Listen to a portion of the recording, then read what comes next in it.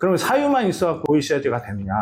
안타깝게 그렇지 않죠. 해야 돼요. 5년 정도, 6년 정도 된 불법 체류자인 경우에는 범칙금이 내야 됩니다.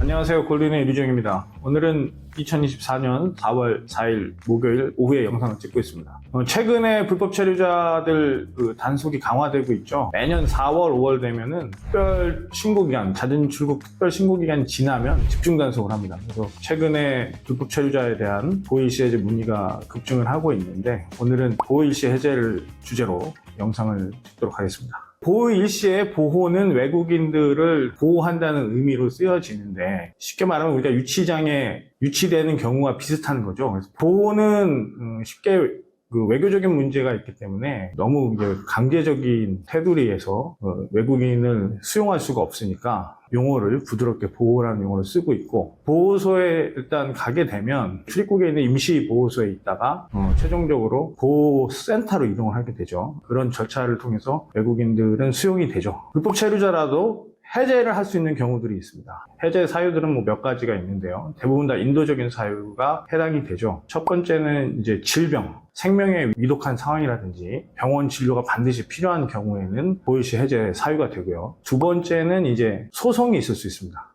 민사소송은 안 되고요. 형사소송이 가능한 경우인데, 형사소송이 진행되는 경우 또는 수사가 필요한 경우에만 보호일시 해제가 가능합니다. 또 임금 체불도 가능해요.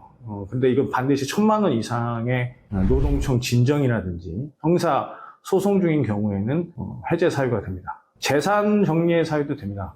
재산도 1,000만 원 이상의 재산을 보유한 재산을 정리해야 되는 경우에는 보호일시 해제를 청구를 할 수가 있어요. 재산이 다 1,000만 원 이상이라서 해제되는 것은 아니고, 재산을 정리해줄 가족이 만약에 국내에 체류하고 있다 그러면 해제 사유가 되지 않습니다. 반드시 본인이 나가서 재산을 정리해야 되는 사유가 발생했을 때 보호일시 해제가 가능하고요. 인도적인 사유, 그러니까 임신의 경우를 얘기를 하는데, 임신한다고 해서 다 되지가 않죠.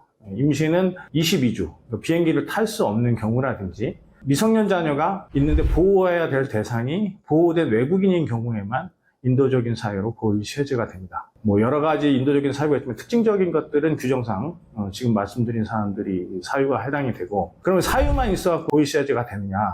안타깝게 그렇지 않죠. 보증금을 공탁을 해야 돼요. 보증금 2,000만 원이 준비돼야 되는 거죠. 그러니까 500만 원 이상부터 최대 2,000만 원까지 보증금을 출입국에 이제 공탁을 걸고 보호일시 해제를 하게 되는데, 요즘은 500만 원 해주질 않아요. 전부 다 2,000만 원을 해주고, 그것은 이제 지금 정책과 연관이 되겠죠. 불법 체류자 체류율을 낮추기 위해서 지금 출입국에서 노력을 하고 있기 때문에 보호일시 해제 자체를 잘 해주지도 않을 뿐더러 금액도 보증금은 2,000만 원을 대부분 거의 고정되게 공탁하게 합니다. 그래서 2,000만 원에 대한 보증금이 이제 준비가 돼야 되고, 두 번째는 불법 체류자에 대한 기간에 대한 범칙금도 납부를 해야 돼요. 일반적으로 1년에 한 500만 원 정도의 범칙금을 부여하게 되니까 5년 정도, 6년 정도 된 불법 체류자인 경우에는 범칙금이 3,000만 원을 내야 되는 거죠. 범칙금은 최대 3,000만 원을 넘지 않으니까 보호일시 해제를 하게 되는 경우에는 보증금 2,000만 원과 불법 체류 기간에 대한 범칙금을 같이 준비를 해야 되니까 상당히 재산적인 준비가 돼야만 해제 청구가 가능합니다. 그러니까 이게 금전적인 문제로 보호일시 해제 청구를 할 것이냐 말 것이냐에 대한 고민을 하게 되는 거고요. 범칙금에 대한 부분들을 많이 문의를 하세요. 근데 이제 범칙금을 후에 이제 출국하면서 납부하는 경우도 있고, 사전 청구하는 경우도 있는데, 현재 추세는 불법 체류자 체류율을 낮추기 위해서 사전 청구를 합니다. 거의 다 사전 청구를 하기 때문에 이 점을 차관하셔서 보호일시 해제를 준비하시는 분들은 범칙금 준비도 같이 병행이 돼야 된다는 점 유의하실 점을 말씀을 드리고요.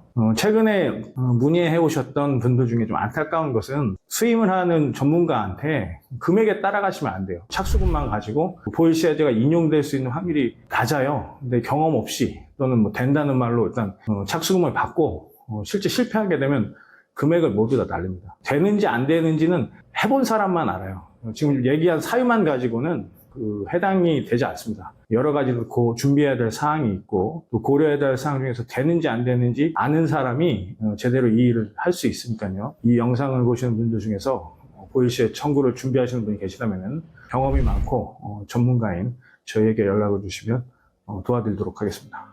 어느새 한 주가 다 지나가네요. 그리고 또 4월이 시작이 됐고 지방에 좀 F2R 때문에 다녀왔는데 여러 가지 좀 정보들을 많이 얻었습니다. F2R과 관련된 영상은 추가적으로 또 남길 수 있도록 하고요. 벚꽃 많이 핀 이제 봄이 시작되는데 시청해주시는 모든 분들 벚꽃 만끽하시고요. 저는 더 유익한 영상으로 다시 인사드리도록 하겠습니다. 끝까지 시청해주셔서 감사합니다. 지금까지 골드인의 이주영이었습니다. 감사합니다.